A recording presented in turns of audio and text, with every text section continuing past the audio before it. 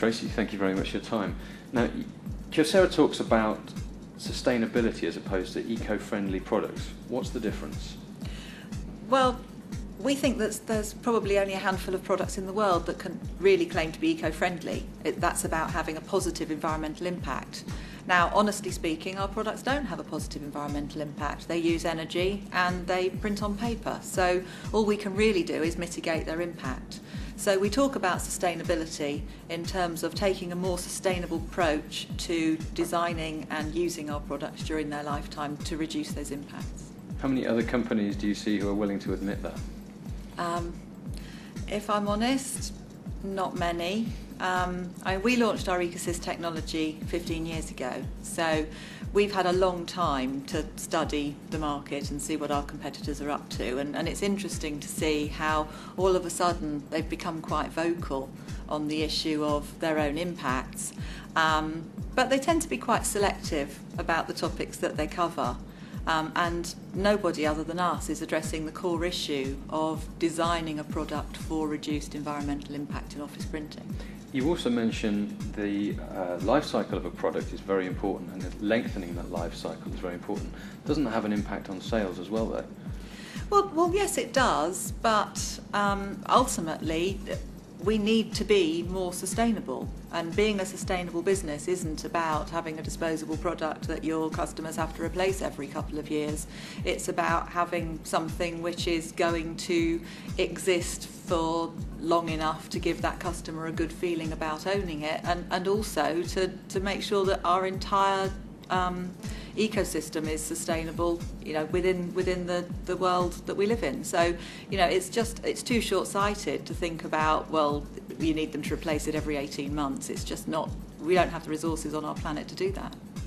We hear a lot of people talk about supply chain these days and transparency of the supply chain. What sort of work do you do around that to ensure your suppliers are also following the same ethics as you?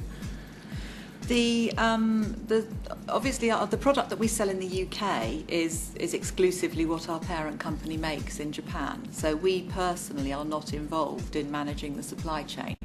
But Kyocera Corporation has an extremely strong environmental policy, manufactures to ISO 14001, and has a really good supplier accreditation scheme operating in Japan for the selection of raw materials for the products example, and very, very strong targets on designing out harmful emissions in the supply chain and in the manufacturing process. So we just get the data, and obviously the data indicates that they are doing the right things.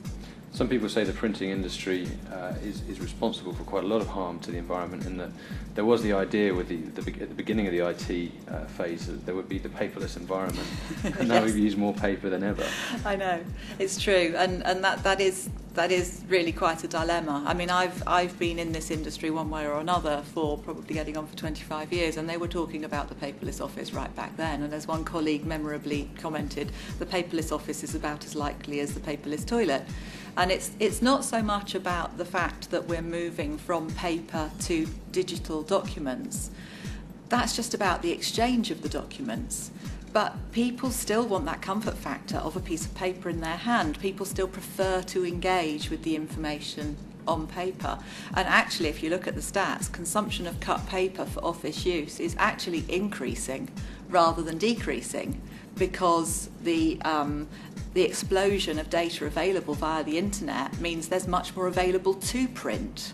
So whilst documents are exchanged digitally, the paper is still here, and I really can't see that it's going to decline anytime soon. So you have to think about reducing the damage you're doing in that case.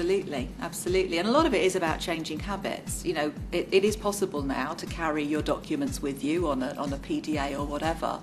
And to some extent it is about training people to change their behaviours, to actually learn to engage with a document on a small screen instead of a piece of A4 paper. But that's quite a long process really. Getting people to change their habits is not easy, and I just don't think we've evolved quite that far yet. Tracy, thank you very much for your time. Thank you.